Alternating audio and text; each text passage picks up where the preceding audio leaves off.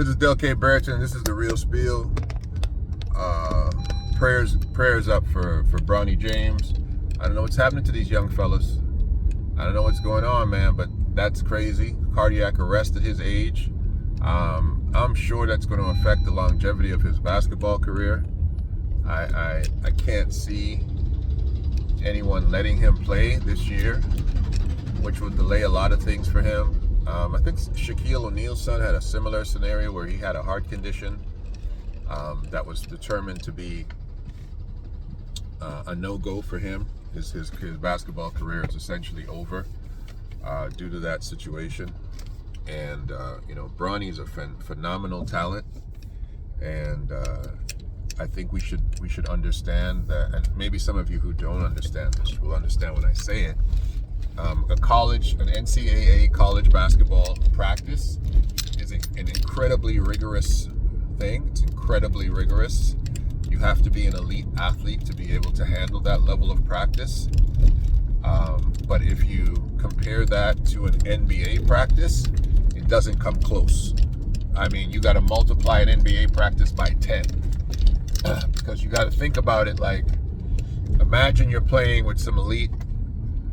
You're running a race with high school sprinters, a bunch of high school sprinters, and you're training with high school sprinters, and then all of a sudden, that's college, and then all of a sudden, you get to training with world-class sprinters, people who can all run sub 10-second times. Training with the Jamaican team with Usain Bolt and Powell and everybody else and Blake. That's what an NBA tryout's like. That's what NBA practice is like. You're playing with the most elite of the elite, and the rigorousness of that is taxing. I was a super athlete, I thought, until I got to an NBA practice and realized, Roy, I'm barely in shape to keep up with these guys, just to keep up. Forget about being faster or having more endurance. And that's why many rookies hit what's called the rookie wall. After playing a certain amount of games at that certain level, it's a tremendous tax to your body. It takes a tremendous toll on your body. And if Bronny's body can't handle an NCAA practice based on what's going on with his heart, it doesn't bode very well for him to be able to play on an NBA level. He probably will never even pass an NBA physical due to the nature of what's going on with him, because the risk factor, the insurance factor, this is worse than blowing out your knee. This is worse than having some kind of injury that they have to assess. People don't know if you might become Hank Gathers. People don't know if you might become Reggie Lewis. And it puts him in a place where, as talented as he is, as much pedigree as he has coming from the lineage of his father, it puts him at an incredible risk. It makes him, he's definitely a round 2 pick now. He can't be a round 1 pick. It doesn't matter. People have to gamble on him. It causes all of the shortcomings of and limitations of an NBA salary to be squarely on his shoulders until he can get over the hump of people believing that this guy is not going to die on the court. And even if he can do that, his insurance liabilities will be astronomical. Can't insure him. He's not insurable. So it's going to be a fantastic and Herculean effort for him to recover from just the stigma of people saying he had a cardiac arrest. Forget about recovering from the actual circumstances that he's actually physiologically dealing with. The boy is clearly broken in the worst potential place, his heart. And that's hard. That's a hard pill to swallow for a young kid, I'm an infamous LeBron James scrutinizer. Infamous. People know, I got real upset with LeBron over the Andrew Wiggins trade, and I stayed on top of his behind since then. And you can't call him the GOAT in my presence. I'll tell you clearly, Michael Jordan's the GOAT. But this is bigger than that conversation. This is about a father and his son. This is about dreams. This is about a young man's life, and all of those petty squabbles become nothing in the sight of this. I don't know what to say. I don't know what to say else other than, prayers for him. At the other end of it, not playing basketball isn't the worst thing for him, considering Daddy is going to leave him $1 billion as a fortune for him and his brother.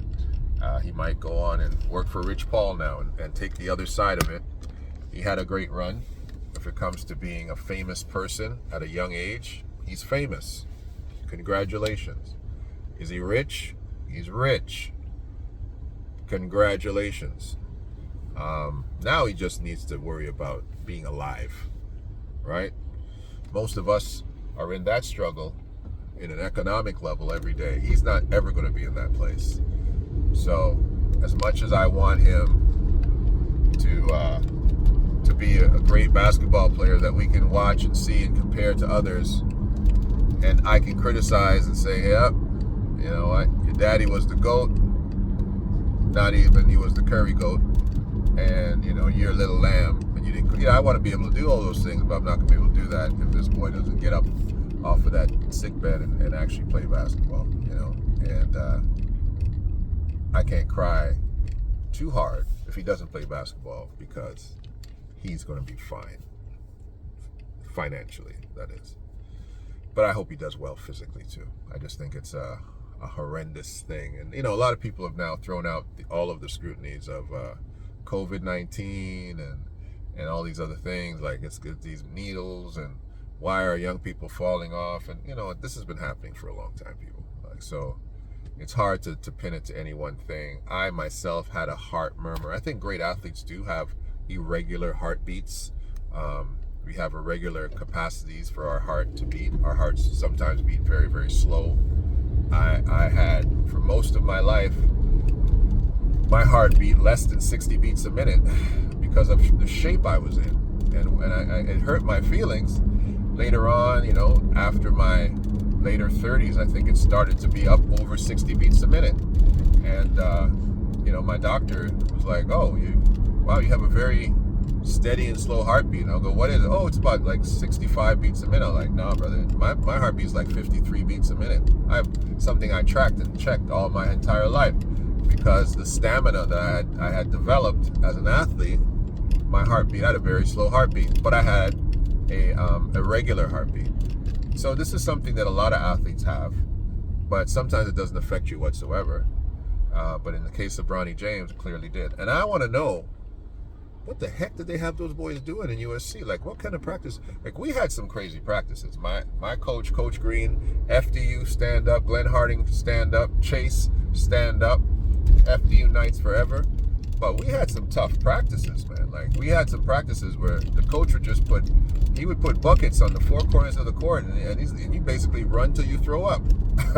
That was the practice. If he got mad at you, you run till you throw up, right?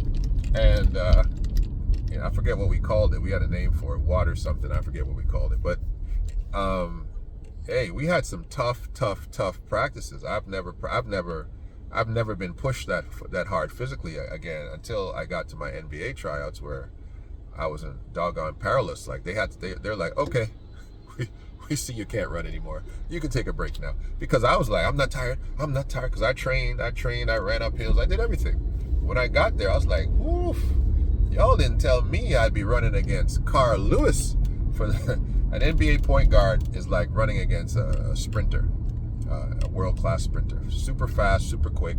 At the time, for me, it was Kenny Anderson, who was the point guard of the that time New Jersey Nets, and he was in the camp too. It was his second year. Bill Fitch had been fired, and Chuck Daly had taken on the helm of being the coach of the New Jersey Nets. But Chuck Daly, in the summer I was trying out, was also coaching a very interesting team called the Dream Team 1, right? The real one, the one with Jordan and everybody else, the real Dream Team, the only Dream Team, right? So he was coaching that. Willis Reed was the GM, and he was running most of the tryouts and the practices and stuff like that.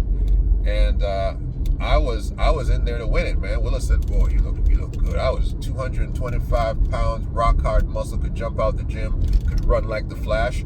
But I tell you what, those NBA practices are not a joke, because you're running full speed against guys who are fast, who are athletes, who are the best of the best coming out of college, and guys in the NBA who are holding on to their spots. I remember Kelly Tripucka was there, Raphael Addison was there, Derek Coleman, Terry Mills, also. You remember Derek Coleman? You remember Terry Mills from Michigan? So we had some dogs running out there with us, and it wasn't easy, you know. So I can only imagine what what's going through Bronny's head, and what the doctors are saying. And you know, Savannah, the real head of that family, she'll tell that boy right away, yeah, you're not playing basketball anymore. You're not playing basketball anymore. She's not a joking. You guys think LeBron runs that family, eh? Savannah runs that family. And if Savannah hears anything crazy from those doctors about the longevity of that little boy, I bet you that boy he go to med school. He gonna be doing something else. He will not be running around a basketball court, no matter what his father says. Savannah runs that family. But anyway, I hope y'all have an amazing day. I'm going to upload this for you guys to see. Just dropping it on you. I don't know what I'm coming with this week. I don't know what's happening in the rest of the week, but hang on in there. Stick with me. I'm going to keep you guys posted in respect to the Bronny James news. Like I said, like everybody was told, he was in the ICU. Now he's stable. Doesn't really make sense. It's really quickly to go from ICU to stability, out of the ICU in less than 48 hours. Normally they want to keep you. They're going to put heart monitors on you. They're going to check you. Maybe it was a false alarm. I don't know. But cardiac arrest means your heart stopped. That's what that means. Your heart stopped, and we had to revive you. That's what cardiac arrest means. So if that brother's heart stopped, and in 24 hours they took him out of the ICU, intensive care unit, or less than 24 hours. Wow. So actually, we heard about it Tuesday, happened Monday, so you never know the scenario. But it's very scary. All right, so God bless everybody. Take care of yourselves. I'm going to try to take care of me, and you try to take care of you. All right? Love, peace, and hair grease. All right? And, you know, I love the spiel, and I love all my combatants, as well as my friends and supporters, the Cyclopses that are in the building. Bless you to my one of our sponsors, Al the Spice Man, the Spice of Life. You know, if loving you guys is wrong, I don't want to be right. And I do love my spiel. If loving you is wrong, I don't want to be right. This is Del K. Barrett, and this is The Real Spiel. I'll talk to you soon.